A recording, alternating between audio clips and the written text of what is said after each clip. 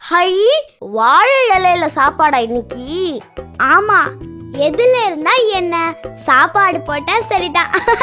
சரியான சாப்பாட்டு ராமன். அது சரி, உனக்கு தெரியுமா சுப்பு, வாழை மரத்தோட எல்லா பாகங்களுமே நமக்கு பயன் தரக்கூடியது.